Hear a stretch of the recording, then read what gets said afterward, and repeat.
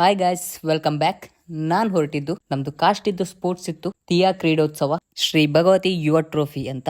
ಇದು ಇದ್ದಿದ್ದು ಉದ್ಯಾವರದ ಗ್ರಾಮ ಪಂಚಾಯತಿ ಕ್ರೀಡಾಂಗಣದಲ್ಲಿ. ನಮ್ದು ಟೀಮ್ ಅವರು ಆಲ್ರೆಡಿ ಬಂದಿದ್ರು. ನಾವು ರೀಚ್ ಆಗ್ತಾ ಸಭಾ ಕಾರ್ಯಕ್ರಮ ಎಲ್ಲ ಆಗ್ತಾ ಇತ್ತು. ಈ ಕಾರ್ಯಕ್ರಮಕ್ಕೆ ಅರವಿಂದ್ ಬೋಳರ್ ಸರ್ ಕೂಡ ಬಂದಿದ್ರು.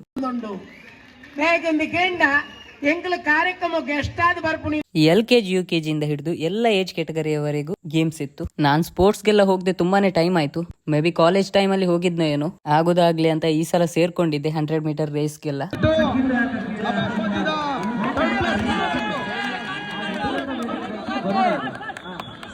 100 ಮೀಟರ್ ರೇಸ್ಗೆ ತುಂಬಾನೇ ಜನ ಇದ್ರು. ಅದಕ್ಕೆ 2 ರೌಂಡ್ ಇತ್ತು. ಫಸ್ಟ್ ರೌಂಡ್ ಅಲ್ಲಿ ಫಸ್ಟ್ ಬಂದೆ, ಬಟ್ ಸೆಕೆಂಡ್ ರೌಂಡ್ ಅಲ್ಲಿ ನಾನು ತಗೊಳ್ಳೋದು ಸ್ವಲ್ಪ ಲೇಟ್ ಆಯ್ತು. ಹಾಗೇನೆ ನಂದು ಕಾಲಿಗೆ ಸಹ ಏಟ್ ಆಯ್ತು. ಕ್ಲೋಸ್ ಅಪ್ ಅಲ್ಲಿ ಸೋತೋದೆ. ಸೋತ್ ಮೇಲೆ ಏನ್ ಮಾಡ್ಲಿಕ್ಕೆ ಆಗ್ತದೆ, ಬೆಟರ್ ಲಕ್ ನೆಕ್ಸ್ಟ್ ಟೈಮ್ ಅಂತ ನನ್ಗೆ ನಾನು ಸಮಾಧಾನ ಮಾಡ್ಕೊಂಡೆ.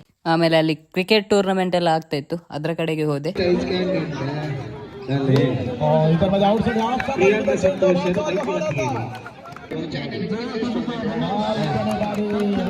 ಆಮೇಲೆ ನಮ್ಗೆ ಮ್ಯಾಚ್ ಇತ್ತು. ಫಸ್ಟ್ ರೌಂಡ್ ಅಲ್ಲಿ ವಿನ್ ಆದ್ವಿ, ಸೆಕೆಂಡ್ ರೌಂಡ್ ಅಲ್ಲಿ ಸೋತೋಯ್ತು.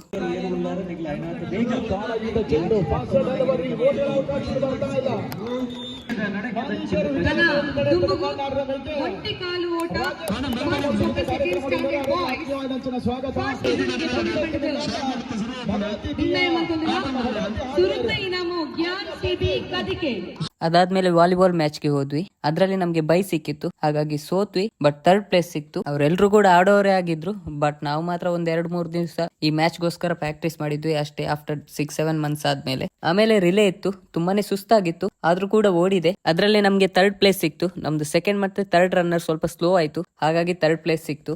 ಫಸ್ಟ್ ಇದ್ದು ರನ್ನರ್ ಲೀಡ್ ಅಲ್ಲಿ ತಂದು ಕೊಟ್ರು, ಬಟ್ ಸೆಕೆಂಡ್ ರನ್ನರ್ ಹಾಫ್ ಅಲ್ಲಿ ಸ್ಲೋ ಆದ್ರು. ಆಮೇಲೆ 3rd ರನ್ನರ್ ತುಂಬಾನೇ ಲೇಟ್ ಆಯ್ತು.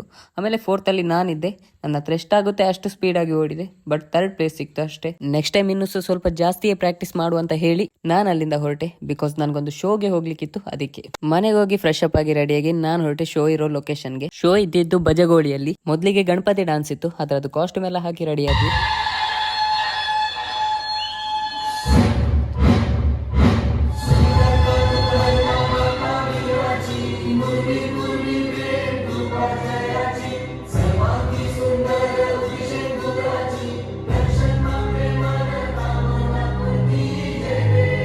ಅದಾದ್ಮೇಲೆ ಡಾಕ್ಟರ್ ಪುನೀತ್ ರಾಜ್ಕುಮಾರ್ ಅವ್ರದ್ದು ದಂಪವರೇ ಸಾಂಗ್ಗೆ ಹಿಪ್ ಹಾಪ್ ಡಾನ್ಸ್ ಇತ್ತು.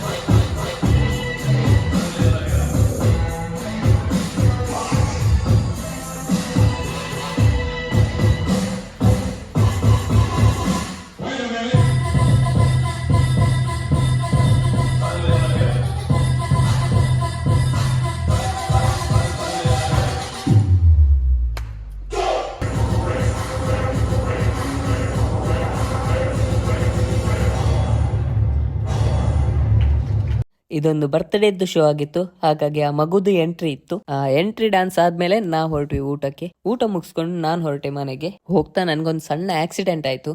ನಜರ್ ಇಸ್ ರಿಯಲ್ ಗೈಸ್. ಯಾಕಂದ್ರೆ ಮೊನ್ನೆ ಅಷ್ಟೇ ನಾನು ಬೈಕ್ ನ ಸರ್ವಿಸ್ ಮಾಡ್ಕೊಂಡು ಬಂದೆ, 10,000 ತನಕ ಬಿಲ್ ಆಯ್ತು. ಬಜಗೋಳಿಯಿಂದ ಕಾರ್ಕಳ ರೂಟ್ ಬರ್ಬೇಕಾದ್ರೆ ರೋಡ್ ರಿಪೇರಿ ಎಲ್ಲ ನಡೀತಾ ಇದೆ, ಹಾಗಾಗಿ ಅಲ್ಲಲ್ಲಿ ಒನ್ ವೇ ಡಿವಿಷನ್ ಎಲ್ಲ ಮಾಡಿದ್ದಾರೆ. ಅದರಲ್ಲಿ ನನ್ಗೊಂದು ಡಿವಿಷನ್ ಕಾಣಿಸ್ತಿಲ್ಲ. ಸಡನ್ ಆಗಿ ಬ್ರೇಕ್ ಹಾಕಿ ಟರ್ನ್ ತೆಗೆಯುವಷ್ಟರಲ್ಲಿ ಒಂದು ಲಾರಿ ಬಂದು ಗುದ್ಬಿಡ್ತು. ನಾನು ಯಾವ್ದೋ ಕಾರ್ ಬಂದು ಗುದ್ದಿದ್ದು ಅನ್ಕೊಂಡೆ. ಬಿದ್ದಾದ್ಮೇಲೆ ಎದ್ದು ನೋಡ್ದಾಗ್ಲೇ ನನ್ಗೆ ಗೊತ್ತಾಗಿದ್ದು ಲಾರಿ ಬಂದು ಗುದ್ದಿದ್ದು ಅಂತ. ನಾವು ಹುಡುಗರಿಗೆ ಬೈಕಲ್ಲಿ ಒಂದು ಸಣ್ಣ ಪ್ರಾಬ್ಲಮ್ ಇದ್ರೂ ಕೂಡ ಅದನ್ನ ನೋಡ್ಲಿಕ್ಕೆ ಆಗುದಿಲ್ಲ. ಅದಕ್ಕೆ ಬೆಳಿಗ್ಗೆನೆ ನಾನು ಹೊರಟೆ KTM ಸರ್ವಿಸ್ ಸೆಂಟರ್ ಮಂಗಳೂರಿಗೆ. ಹೋಗ್ಲಿಕ್ಕೆ ಸ್ವಲ್ಪ ಕಷ್ಟ ಆಯ್ತು, ಬಿಕಾಸ್ ರೇರ್ ಬ್ರೇಕ್ ನ ಯೂಸ್ ಮಾಡ್ಲಿಕ್ಕೆ ಆಗುದಿಲ್ಲ. ನಾನು ಫ್ರಂಟ್ ಬ್ರೇಕ್ ಮಾತ್ರ ಯೂಸ್ ಮಾಡ್ಕೊಂಡು ನನ್ನ ಕಾಲನ್ನು ಹಿಂದ್ಗಡೆ ಫುಟ್ ರೆಸ್ಟ್ ಅಲ್ಲಿ ಇಟ್ಕೊಂಡು ಡ್ರೈವ್ ಮಾಡ್ಕೊಂಡು ಹೋದೆ. ಸರ್ವಿಸ್ ಸೆಂಟರ್ ರೀಚ್ ಆಗಿ ಸಂಜೆ ಒಳಗಡೆ ಮಾಡ್ಕೊಡಿ ಅಂತ ರಿಕ್ವೆಸ್ಟ್ ಮಾಡ್ಕೊಂಡೆ, ಬಿಕಾಸ್ ನನಗೆ ತುಂಬಾನೇ ಲಾಂಗ್ ಆಗ್ತದೆ. ಅದಕ್ಕೆ ಸಂಜೆ ಹೊತ್ತಿಗೆ ಬೈಕ್ ಕೂಡ ರೆಡಿ ಆಯ್ತು. ಆಮೇಲೆ ಬೈಕ್ ನ ಕಲೆಕ್ಟ್ ಮಾಡ್ಕೊಂಡೆ. ಈ ಸಲದ್ದು ಬಿಲ್ 7,500 ತನಕ ಆಗಿತ್ತು. ಬಿಲ್ ಇದ್ದ ಅಮೌಂಟ್ ನ ಲಾರಿ ಡ್ರೈವರ್ ಹತ್ರನೇ ತಗೊಂಡಿದ್ದೆ. ನನ್ನ ಹತ್ರ ಒಬ್ರು KTM ಸರ್ವಿಸ್ ಸೆಂಟರ್ ಇದ್ದು ಮೆಕ್ಯಾನಿಕ್ ಕಾಂಟ್ಯಾಕ್ಟ್ ಅಲ್ಲಿ ಇದ್ದಾರೆ. ಅವ್ರಿಗೆ ಕಾಲ್ ಮಾಡಿ ಕೇಳಿದ್ದಕ್ಕೆ ಅವರು ಇಷ್ಟಿಷ್ಟು ಅಮೌಂಟ್ ಅಂತ ಹೇಳಿದ್ರು. ಆ ಅಮೌಂಟ್ ನ ಅವ್ರ ಹತ್ರನೇ ಕಲೆಕ್ಟ್ ಮಾಡ್ಕೊಂಡೆ. ಬೈಕ್ ಇದ್ದು ಟ್ಯಾಂಕ್ ಎಲ್ಲ ಸ್ವಲ್ಪ ಸ್ಕ್ರಾಚ್ ಆಗಿತ್ತು, ಅದ್ರದ್ದು ಅಮೌಂಟ್ ಎಲ್ಲ ಹಾಕ್ಲಿಲ್ಲ, ಬಿಕಾಸ್ ಅವ್ರದ್ದು ಸ್ವಂತ ಲಾರಿ ಅಲ್ಲ, ಅವ್ರು ಕೂಡ ಕಷ್ಟದಲ್ಲೇ ದುಡಿಯುದಂತ ಹೇಳಿದ್ರು. ಅದಕ್ಕೋಸ್ಕರ ಫೆಬ್ರವರಿ 11ಕ್ಕೆ ನಾನು ಈ ಬೈಕ್ ನ ತಗೊಂಡು 4 ವರ್ಷ ಆಗ್ತದೆ. ಇಲ್ಲಿ ತನಕ ಇದ್ರಲ್ಲಿ ಬಿದ್ದಿರ್ಲಿಲ್ಲ, ಮೊನ್ನೆನೆ ಫಸ್ಟ್ ಟೈಮ್ ಬಿದ್ದಿದ್ದು. ಬೀಳುವಂತ ಸಂದರ್ಭ ಇದ್ರೂ ಕೂಡ ನನ್ನನ್ನು ಸೇವ್ ಮಾಡಿದೆ. ಅಷ್ಟೊಂದು ಲಕ್ಕಿಯೆಸ್ಟ್ ಗಾಡಿ ಇದು ನನ್ಗೆ. ಏನೋ ದೊಡ್ಡದ್ರಲ್ಲಿ ಆಗುದು ಸಣ್ಣದ್ರಲ್ಲಿ ಆಗಿ ಹೋಯ್ತು ಅಂತ ದೇವ್ರಿಗೊಂದು ಥ್ಯಾಂಕ್ಸ್ ಹೇಳಿ ಈ ಲಾಗ್ ಅನ್ನು ಇಲ್ಲಿಗೆ ಎಂಡ್ ಮಾಡ್ತಾ ಇದ್ದೇನೆ. Stay safe guys. Thank you for watching.